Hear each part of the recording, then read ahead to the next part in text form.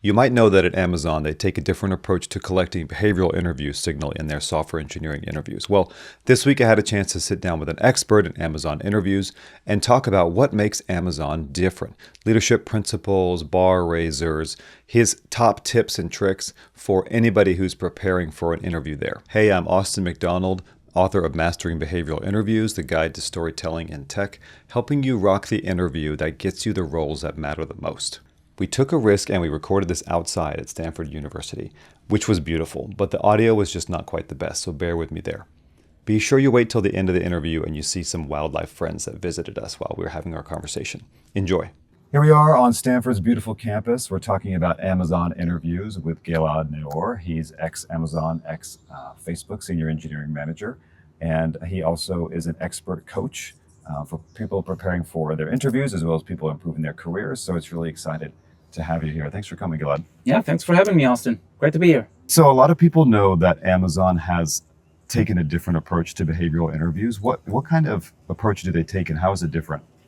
Yeah, I think the biggest difference is not just in the interviews, it's a reflection of the company's culture, which is the leadership principles. And I think most of your viewers and readers already know that. Amazon has 16 leadership principles, up from 14 a few years ago. And what is unique about Amazon is that is the operating system for the company. For each interview, you will be evaluated on a subset of the leadership principles. For each interview. So how does that work, for example, in a coding interview? How do you get these behavioral signals in a coding interview? The hiring manager will assign typically around 2 leadership principles to every interviewer. Some of the interviewers will evaluate coding, some will evaluate system design, and then the leadership principles are on top of that. So when you have a coding interview, you should expect to also have a dedicated discussion around a few of the leadership principles. Does that happen in the beginning of the interview, at the end, in the middle? When does that happen? Yeah, so I think taking a step back about Amazon, microservices, 2 pizza teams, really distributed organizational structure, that's something we learned about as an industry from Amazon.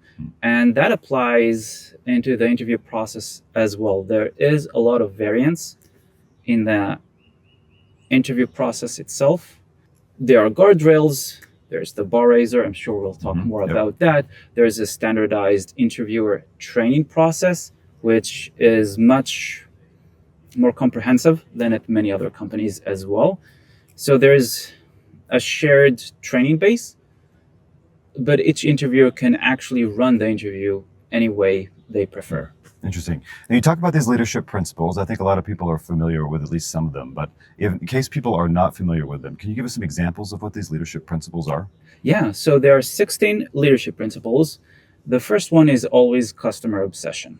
All of them are equally important, and customer obsession is equally more important than all the other ones. Got it. So that's the first one, customer obsession. Then there are leadership principles that have inherent tension between them. The most classic example is bias for action and insist on the highest standards. So those are 2 other examples of leadership principles. There's have backbone, disagree, and commit. And I like this one because it captures a lot of behaviors that Amazon expects people to display.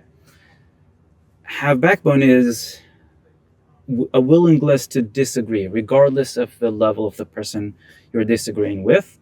And then once a decision is made, you need to commit so you can actually move forward. And I'll use this to recommend that everyone not over-index on reading the title of the leadership principles. Each leadership principle has a paragraph which is publicly available. In Amazon's latest public page, there's also a short video of their CEO describing each specific leadership principle.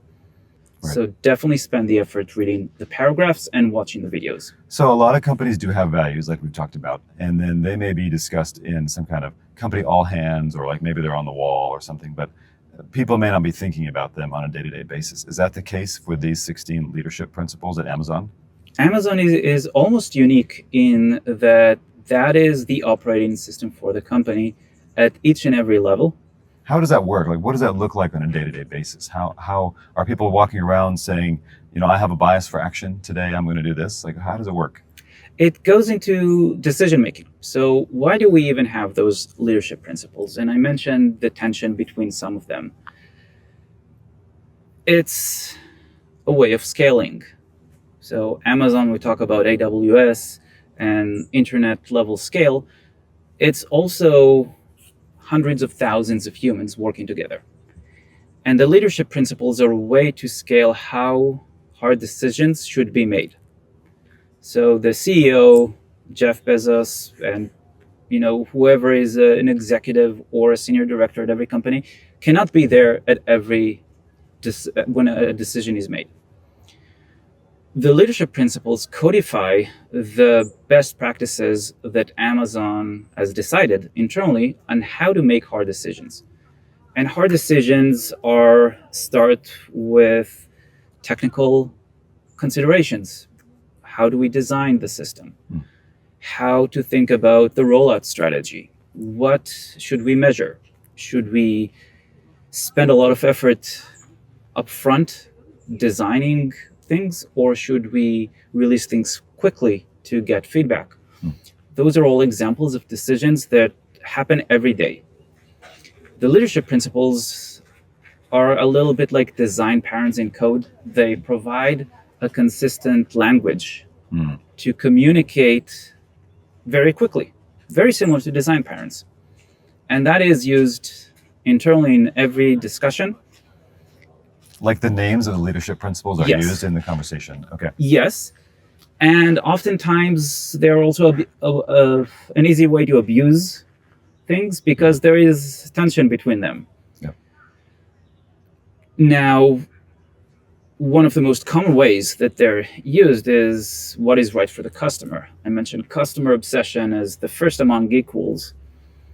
That is kind of like a trump card that can be used in certain situations, what is right for the customer. And it can also sometimes be abused. So let's talk about how somebody who's preparing for a behavioral interview at Amazon can apply this in their interviews. Maybe they've done what you've suggested. They've studied the leadership principles. They've seen what the CEO has written and recorded about it. So now they're in the interview. What do? Yeah. So first of all, it's before the interview in story selection, which you've written quite a lot about in your book. It's about preparing hard situations you were in, which you should do for any company you're interviewing for. For Amazon, once you have this story bank, which is not derived from the questions you should expect, as you've written about, you have this question bank, and now you want to see which of the leadership principles applied did I display in this story. And the most interesting parts are when there was a tension between some of these leadership principles, especially at more senior levels. Then that's when in the preparation you should stop and think and reflect and try to recall more information. How did you handle the tension between the need to move forward quickly, the need to maintain quality, the need to think big whilst keeping things simple? So whenever you have these potential tensions, stop, think about that, and then write that down in your notes so you come in prepared to the interview. Right. And then let's give us an example of like one of these tensions and how you would present it in an interview. You have a story, let's say, I don't know, about some kind of refactor that's happening to resolve some technical debt or something. And then how would you go about presenting it in a way that the interviewer understands that you're applying these leadership principles? I don't necessarily recommend to call out the leadership principles by name. Through the preparation, you should talk about the behaviors that you displayed. So let's take the refactoring example. This can be displayed in many different ways. So we can frame that as an example of you had to move fast and you wanted to refactor this as quickly as possible. how did you think about the risk management part here? If you make a mistake in the refactoring, what is the blast radius? And because you want to insist on the highest standards, maybe you took more time building the test harness, the integration tests before you went ahead and refactored, even though that made you move slower. And so that's an example of discussing the tension and showing why you chose to spend more time building the test harness there. Whereas in another case, it may have made sense to move faster, even if the risk of defects goes higher. Yeah, I'm noticing a lot of kind of trying to get into the candidate's head in a sense, right? What are their underlying motivations? So the more that the candidate can express those kinds of thinking parts, right? And I like to talk about that with folks, that thinking is also an action and also part of your behaviors that you demonstrate. So the more that you can showcase that to the interviewer, it sounds like that's what they're looking to see, right? Yeah, and the way I like to recommend thinking about that is similar to a coding interview, where we recommend as you're writing code, you should think out loud. When you go to the behavior interview, even as you're talking, you should go back to that point in time when you made that and think out loud for the interviewer so they can glimpse how you make hard decisions. And that's what they're ultimately interested in. So we talked about leadership principles, how those inform the questions that the interviewers ask the candidates, and then how these candidates can internalize those in advance, understand which stories are the ones which demonstrate these leadership principles, and then showcase those. Are there any other keys to being successful in an Amazon behavioral interview, or it sounds like in any of these Amazon interviews that are given?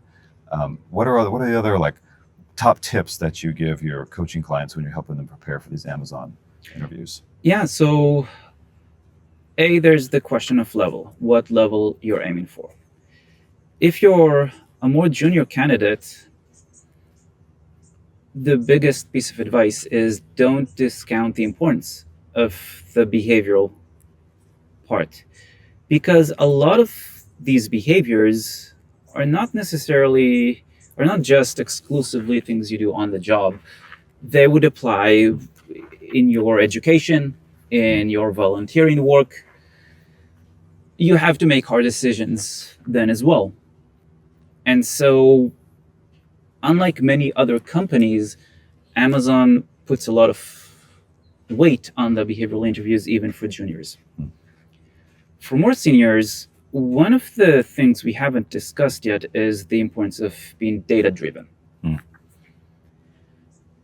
And the more senior you get, the more important it is to have good judgment in the absence of data. You should still talk about how you invested in gathering the data so that you can make informed decisions. I highly recommend reading Jeff Bezos's quarterly letters to the shareholders. And in it, he talks about the importance of data, and some decisions can be broken down to just math. If you have all the data, you can write an equation, you know what's true. Sometimes you can't have all of the data. And that's where your judgment comes through. The more senior you are, the more important that component is. So I would also try to think about examples where you had to use your judgment.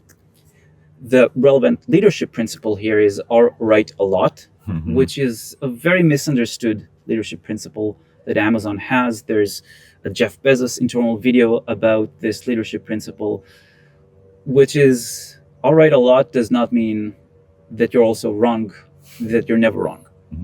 In fact, you can't be right a lot if you're not willing to be wrong a lot. You should still display that good judgment. So the write a lot leadership principle goes up in importance the more senior you get. So this might contrast with, say, a company like Meta, where they make a lot of decisions on data, and they tend to be more of a sort of product-driven company in that sense. And so they would almost eschew this kind of judgment. So it's interesting to see these differences between these very large tech companies. What kind of conversation have you seen after the fact, after these interviews happen, with about these candidates when we're discussing, what their leadership principles how they demonstrate the leadership principles in the interview and what that means, for their candidacy. Yeah. So a bit about the process. Up until the interview, we talked about the hiring manager. The bar raiser is central to the entire process. After the interview, there's a debrief. There's a debrief session, which is run by the bar raiser. I mentioned that Amazon hires for a specific team. And so you should expect that most of your interviewers will be from the same organization, trying to evaluate whether you will be successful within their org. The bar raiser will always be from a different organization, and their job is to make sure that the process does what is best for Amazon. That includes making sure the candidate has a good experience. And the Amazon bar raiser runs the debrief session. To get to a higher decision, you need two people to agree, which is the bar raiser and the hiring manager. Okay. The other interviewers, in theory, don't get a vote. Their job is just to collect the data. In practice, they still have a lot of influence in the debrief session. In these sessions, is there a recruiter present in the conversation, or someone who might have referred you? Or is there any way for you as a candidate to have a voice in that debrief? So it's mostly run by the debrief and the people who interviewed you. Sometimes the recruiter can be present, not always. Mm-hmm. And the referrals are something that may be a data point. At Meta, I have seen that be a tiebreaker in extreme cases. But mostly your opportunity to have a voice is through the actual interviews. Mm-hmm. And I do want to stress out, I've been in debrief loops where at the start of the debrief, it was pretty clear to everyone that this would be a no hire, and we ended up with a hire.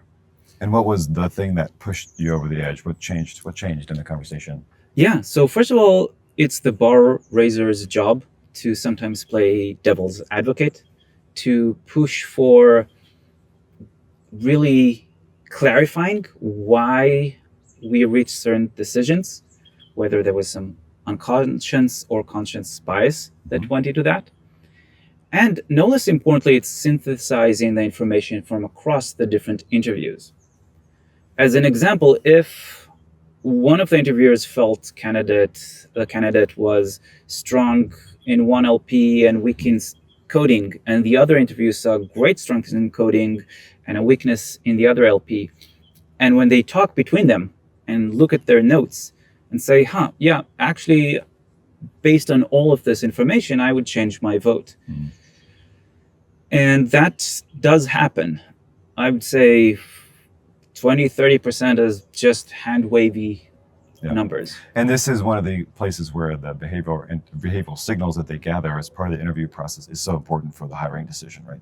Where that's your opportunity to showcase, right, more than simple coding and system design expertise. Okay. Yeah, and I'll just call out that when the hiring manager designs the loop, there is typically overlap between some of the more important leadership principles that they chose for this loop. So you may get signals from two different interviewers on the same leadership principle. That's point number one. And point number two, the interviewers will collect data about leadership principles that they are not explicitly assigned if it comes up in the discussion. Yeah. When we are talking about these bar raisers, how do they get selected? Yeah, so first of all, they need to have a lot of experience at Amazon and interviewing. Mm-hmm. I was not a bar raiser, just full disclosure. And one of the interesting things about bar raisers, besides a lot of training and the closed bar raiser community that helps each other train, is trying to close the loop. The definition for success for a bar raiser is making great hiring decisions for Amazon. When most interviewers at most companies conduct an interview and they vote higher for a candidate who ends up not succeeding at the company, that information is lost in the void. Not so much with Amazon bar raisers, where they have expectations, they have data, people look at the outcomes of the decisions that they owned. bar raisers are at the end of the day held accountable for making the right decisions for Amazon over the long term. Wow, that's great. That's really good practice. If you're a candidate and you're talking to the recruiter, what kind of questions should you ask your recruiter about your upcoming loop? Because this sounds like these loops can be very different between different people's candidacies. How can a candidate get more information about what's going to happen in their loop? Yeah, so first of all, get on the phone with the recruiter. Most companies have fears about being sued. Mhm. And so it's always helpful to get on a phone call with the recruiter, trying to understand what they can share. And recruiters, Because people will be more upfront with you and more willing to share things on a call versus in a written format. yes, just to be kind of really off the record correct. discussion. Right. Mhm. And try to figure out if they can give you any hints on which of the leadership principles you should focus more on. As I mentioned, there are 16 leadership principles. Yeah, right. The math doesn't add up. You won't be asked all of them. And the hiring manager, with typically they can go to the bar raiser for some coaching, will choose a subset of the leadership principles that they feel is most important for this specific role, this specific level, this specific job function. And the more information you can gather, the more that will help you. So, for people who are out there preparing for their Amazon interviews, like what are kind of closing thoughts or advice do you have for them? Yeah, so depending on level, you may or may not get a writing assignment that you need to do.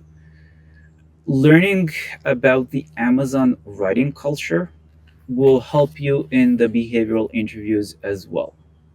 As just one example, weasel words is a concept I learned at Amazon. Things like it was a really significant accomplishment. I moved really fast here.